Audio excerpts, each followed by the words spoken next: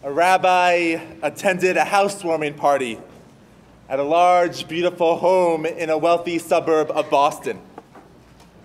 Guests oohed and awed, checking out every unusual piece of furniture, every exotic light fixture, every imported piece of handcrafted art, the golden hand-carved door handles, both inside and outside, and on and on and on. During the course of the evenings, the homeowners told their guests that they had paid the highest fee for their interior decorator, but that it was worth every penny. The results were astonishing. Every decision down to the last window treatment was just impeccable. They could not have been more pleased. This, they declared in contrast on how most people thought a home should be furnished, is interior decorating. About an hour passed, and their elderly mother, who lived with her children, asked the rabbi to come upstairs and take a look at her room. Having left the posh living room and dining room of this large, magnificently appointed and lavish home, the woman opened the door to her upstairs bedroom and pointed to her windowsill. When the rabbi looked, he was astounded at what he saw. The woman did not point to any of the furniture or her art in her room. Instead, she pointed to a row of tzedakah boxes, one for every worthwhile cause imaginable. There were boxes for hospitals, religious schools, Israel organizations, homeless shelters, their environment, you name it. One for every single Jewish institution she could find that distributed charity boxes. Now, Rabbi, said the woman, gazing proudly, this is interior decorating. I know that many in our congregation can relate to the latter style of interior decorating, described in the story shared by Rabbi Dov Peretz Elkins. My home has tzedakah boxes created by Caleb and Zoe from organizations like PJ Library and JNF. We have it filled with change throughout. Tzedakah is a central part of our Judaism, and I know for this community as well. This past year, our synagogue has been extremely generous. We had one of the largest fundraisers ever in honor of Cantor Martha Novik's retirement. When war broke out in Ukraine, members of our synagogue gave readily to the Federation and the Joint Distribution Committee to support the Jews of Ukraine and other refugees. And when Roe was overturned, members donated to reproductive rights groups and abortion access organizations. And whenever there's a family facing homelessness in our community, or a new refugee family through our fund club, we step up and we give. For that, I say thank you. Toda Rabbi. As this is a smart congregation, by now you probably know that my sermon this morning is going to be about tzedakah. But let me be clear. There is no envelope under your seat or a link in the chat box asking for money. So relax, this is not a solicitation. Instead, I want us to delve deeply into what it means to give tzedakah, why we do it, and perhaps how we could be more effective in our giving. And I believe today is absolutely the right time to talk about tzedakah, as it's part of our liturgy on Rosh Hashanah and 10 days later on Yom Kippur. We learn the power of tzedakah when we recite the last phrase of the haunting prayer, Unatan Tokef, Uteshuva, Utefila, Tzedakah, ma'arin et ro'ah hagezerah. Repentance, prayer, and tzedakah avert the severity of the evil decree. During these high holy days, the trifecta for a successful return is doing all three of them. Throughout the days, we focus a lot on tefillah, prayer, on teshuvah, repentance. So how did tzedakah end up on the list? Perhaps it fit within the rhyme, but I think there's a greater meaning. According to Jewish perspective, our actions, specifically how we allocate the funds we possess, has tremendous power. While we typically think of tzedakah as charity, it is more than that. Tzedakah means justice, that which is right. Being righteous is not a voluntary act. In Judaism, it's an expectation. On our recent trip to Israel, I stumbled upon a man in the markets of Machane Yehuda. He was asking for money to support his family. He had a unique pitch. He asked for change by saying, "Allow me to help you perform a mitzvah."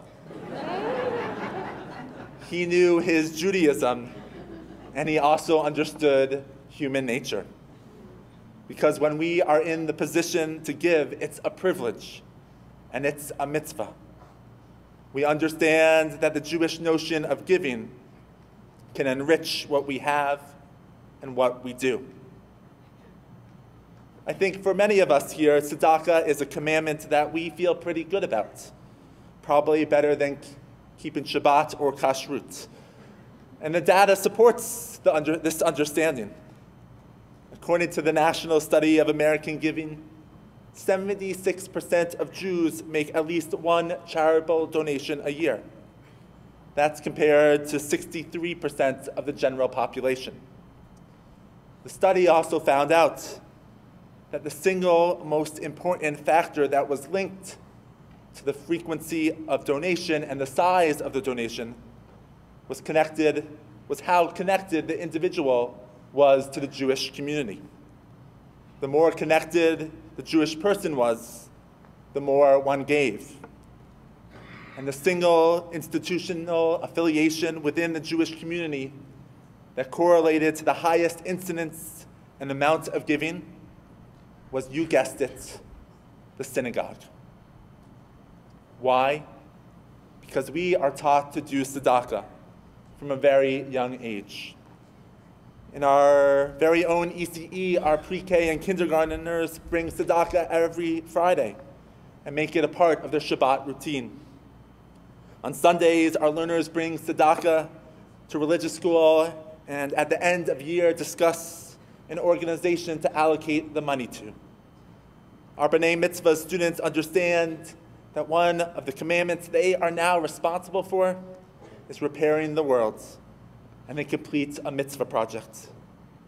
As a synagogue, most of our holiday events have some aspect of giving embedded, and even our rituals incorporate tzedakah. After someone dies, instead of sending flowers, we donate to a cause that the deceased care about, so their legacy continues through their good work. Tzedakah is who we are, and we should be proud of it.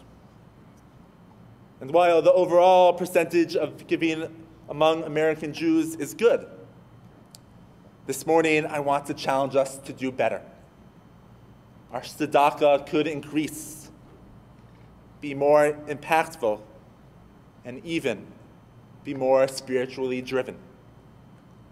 Are we as generous as we could be? If we are to be honest with ourselves, my guess is no. This question is not to engender guilt, but we can enjoy what we have best when we are mindful of those in need and when we help those who have less. I know I could do better here as well. As Ariel and I prepare our taxes and collect the letters of donation for the IRS, we look over what we gave to different organizations and causes. When we reflect back on our giving over the year, each donation felt meaningful. Though admittedly, when we look at all of our donations together, we can stretch ourselves and do more. How do we do that? Of course, we could increase our donations. But I think if we planned or budgeted a certain amount of tzedakah each year to allocate, we would be more generous. Or we can look at our current donations and challenge ourselves to increase beyond last year's, giving by 5%. Or how about 10%? Being more intentional with our money is a way to be even more generous. This year in our Joshua Project, our leadership development program, one of our congregants who grew up in the Mormon faith shared that when he and his wife were ready to join a synagogue, she warned him that becoming part of a synagogue member was going to be expensive. When he first saw the bill, he was in shock. Imagine his surprise when he realized his family synagogue dues were less than what his parents, both school teachers, paid in tithing to the Mormon church. Can we be more generous? I think the answer is yes. And as we grapple with economic uncertainty, Rabbi Jill Jacobs, the executive director of Trua, the Rabbinic Call for Human Rights, said, "The prospect of increasing our giving may feel daunting, but the difficult economic ties make our gift even more important. As an increasing number of people have fallen deeper into poverty at the same time as philanthropic donations have decreased. In fact, if the American Jewish community were to live up to our tzedakah obligations, we would be putting tens of billions of dollars to work ending poverty. Then we could rightfully say that tzedakah is a central part of being Jewish." Rabbi Sharon Brous, the leader of IKAR in Los Angeles, shares a story of two of her congregants who were struggling to keep the lights on in their home. One day the husband comes home and said, "I have great news, honey. I got a $1,000 bonus at work. To which tzedakah should we give our $100 to?" The wife said, "Are you out of your mind? We are in no position to give tzedakah. We can barely keep our lights on." The husband in return replies back, "Honey, I have great news. I just got a $900 bonus from work." According to Jewish law, everyone can and must give tzedakah, even those who are themselves dependent on these donations. We are not permitted to give up when facing tremendous need. Rather, each of us is called to give what we can to make a difference from one person to another. And as we think about how much we can give, we should also continue to think about our tzedakah and how it can have a greater impact. We are a generous community. Our food drive on Yom Kippur is one of the largest every year for the Westfield Food Pantry. Our synagogue significantly supports Jewish Family Services of Central New Jersey with monthly emergency food bags, and our annual donation to the American Reform Zionist Association, supporting Israel's, was long inspired by Rabbis Kroloff and Yaffe, and that donation is significant, if not one of the biggest across the country. Donating to these Jewish organizations and others is critical because in reality, only Jews give to Jewish organizations, and we need to support the amazing work they do. I also know that many of you have your own personal organizations and issues that are close to your hearts, that you support generously as well. Please keep on supporting these. Think Jewishly, think locally, and think personally. Yet this year, I want to add one dimension to how we think about our giving. Let's think impactfully. To do this, I'm excited that Temple Emanu-El has joined 30 other Reform congregations across the world to be part of the Jewish Effective Giving Initiative, a program organized by the World Union for Progressive Judaism, to think about how our tzedakah can save more lives. In the past few decades, many organizations working in the developing world have made it easier than ever before to prevent death and suffering. They have learned how to use a small amount of money for a great impact, including helping to prevent blindness, malaria, and brain damage in children.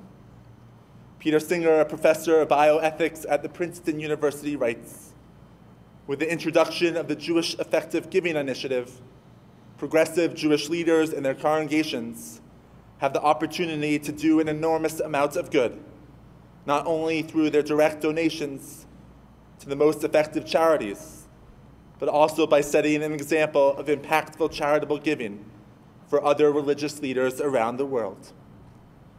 Over the next year, we will be learning together to understand more about these organizations and how this initiative can save more lives and make our tzedakah even more impactful, but also sacred. Stay tuned about opportunities for learning, partnering, and giving. We are taught that we are supposed to say 100 blessings each day.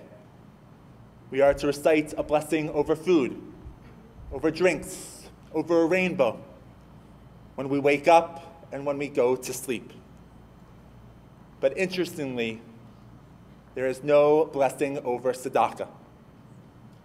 Tzedakah is not to be interrupted or delayed even with a blessing. Tzedakah is the blessing. It is intrinsic.